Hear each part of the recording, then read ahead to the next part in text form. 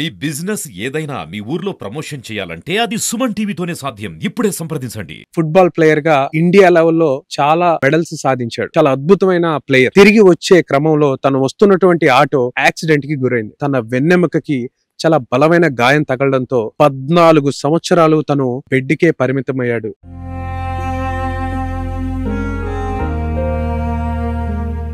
రోజు 18 గంటలు ఆక్సిజన్ పెట్టుకోకపోతే ఆయన బ్రతికే పరిస్థితి లేదు.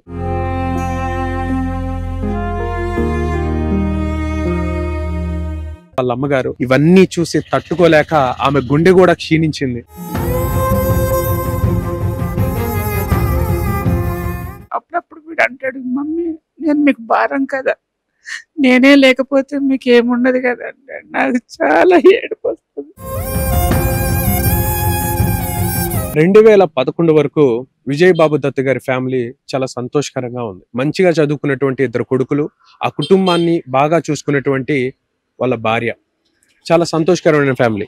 ఆ తర్వాత వాళ్ళ కుటుంబంలో జరిగినటువంటి కొన్ని సంఘటనలు వాళ్ళ జీవితాన్ని, వాళ్ళ కుటుంబాన్ని చిన్న భిన్నం చేసి చాలా దీన స్థితిలోకి నెట్టేశాయి. విజయ్ బాబు గారి 2వ కొడుకు ఫుట్బాల్ ప్లేయర్ గా ఇండియా లెవెల్లో చాలా మెడల్స్ సాధించాడు. చాలా అద్భుతమైన ప్లేయర్. తను 10th క్లాస్ ఎగ్జామ్స్ పూర్తి చేశాడు. ఆ ఆనందంలో సర్టిఫికేట్స్ తెచ్చుకోవడానికి స్కూల్ కి వెళ్ళాడు. తిరిగి వచ్చే క్రమంలో తను వస్తున్నటువంటి ఆటో యాక్సిడెంట్ కి గురైంది. యాక్సిడెంట్ కి గురైన తర్వాత తన వెన్నెముకకి చాలా బలమైన గాయం తగలడంతో అప్పటి నుంచి ఇప్పటి వరకు 14 సంవత్సరాలు తను బెడ్కే పరిమితమయ్యాడు. వాళ్ళ అమ్మే అతన్ని ఇప్పటి వరకు చూసుకుంటుంది.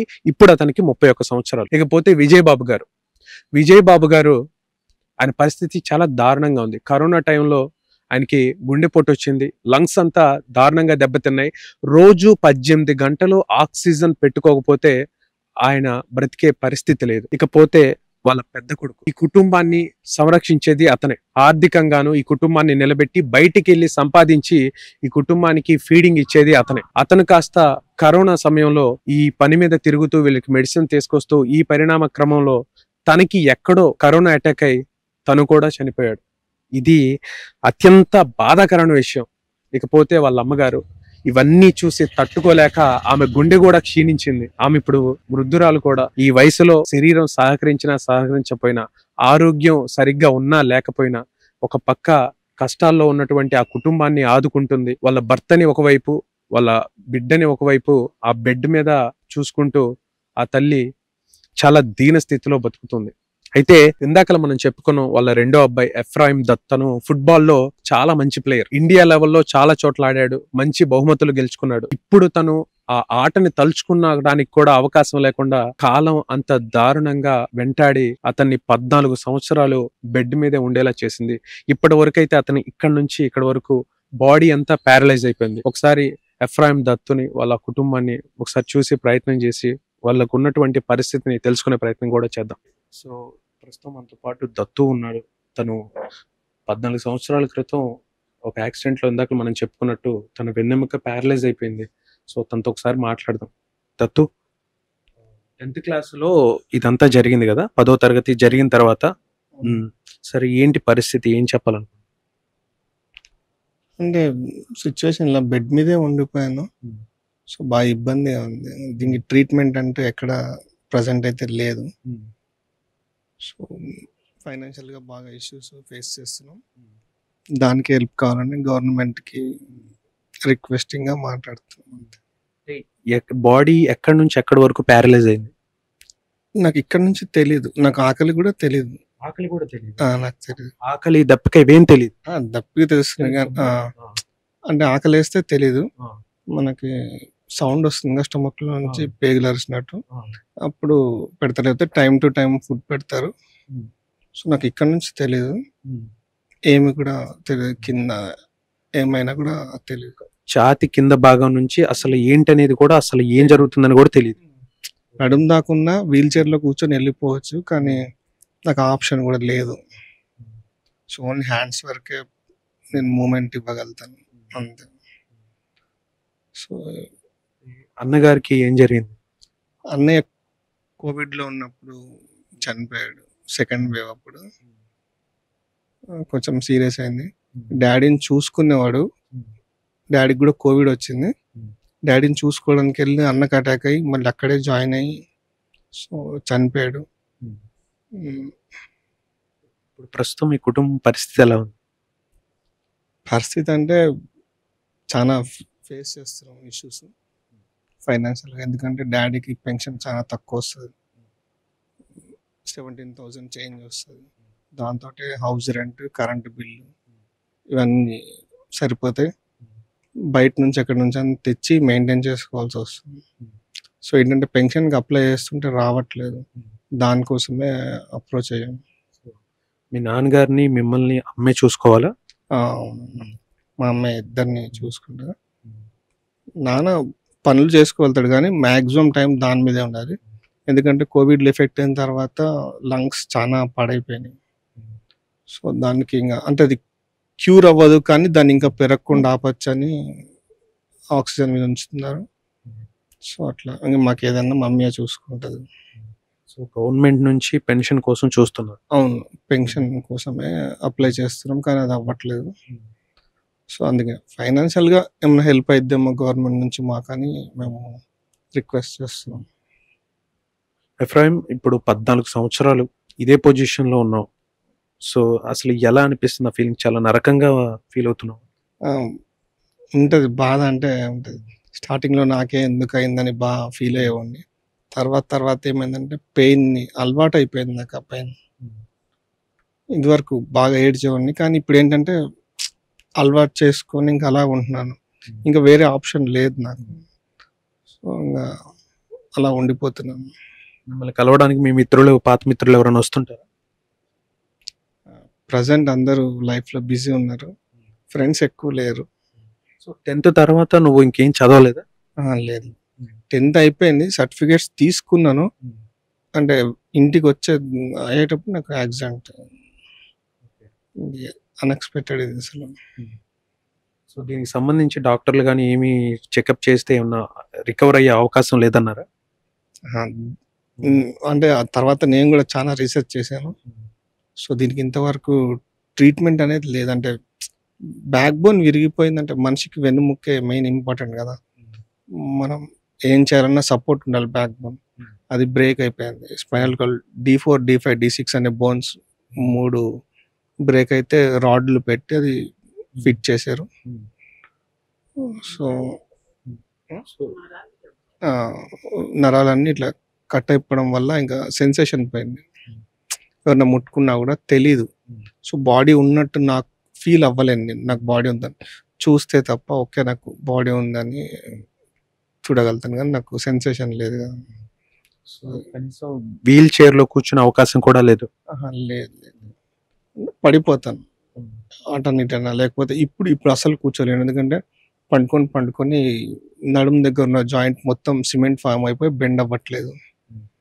సో టోటల్గా పండుకొనే ఉంటాను. సో ఎటు వైపు నుంచి నీకు ఏమైనా సహాయం కానీ ఏమన్నా? లేదు,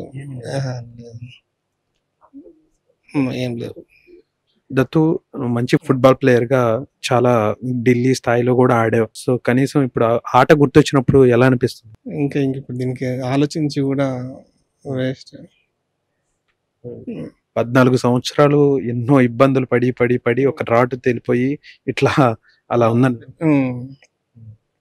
ఇంకా ఏదన్నా కూడా అంటే వరల్డ్ కప్ జరిగినప్పుడు ఖచ్చితంగా చూస్తూ ఉంటాను. మొబైల్లో ఫుట్బాల్ చూస్తావు?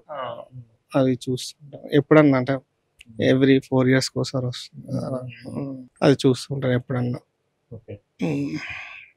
ప్రస్తుతం మనతో పాటు దత్తు వాళ్ళ అమ్మగారు వాణి గారు ఉన్నారు.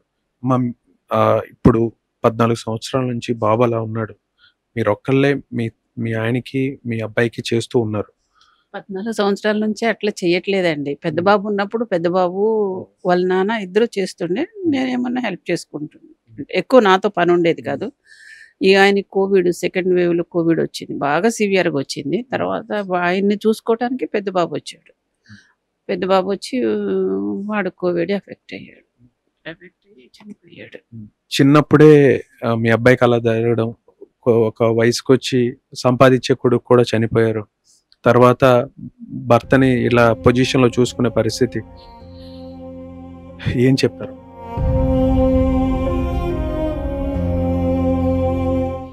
ఇక చెప్పే పరిస్థితి కాదు, ఏం చెప్పాలో కూడా అర్థం కాని పరిస్థితి. పెద్ద బాబు చనిపోయాడు. అప్పుడప్పుడు వీడు అంటాడు, మమ్మీ నేను మీకు భారం కదా, నేనే లేకపోతే మీకు ఏముండదు కదా అంటాడు. నాకు చాలా ఏడుపు వస్తుంది. ఎందుకంటే వీళ్ళని చూసుకునే కదా మేము బ్రతుకుతుంది. అట్లా మాకు చిన్నోడా, అన్నయ్య ఎటు లేడు, నువ్వు ఇట్లున్నా మా కళ్ళ ముందున్నావు, నాకు అంతే చాలు, కష్టమో బాధో మేము భరిస్తాము ఏదో ఒకటి అని చెప్తే ఇక వాడు కూడా ఏడ్చి ఇంకెప్పుడు అనమ్మా అంటాడు.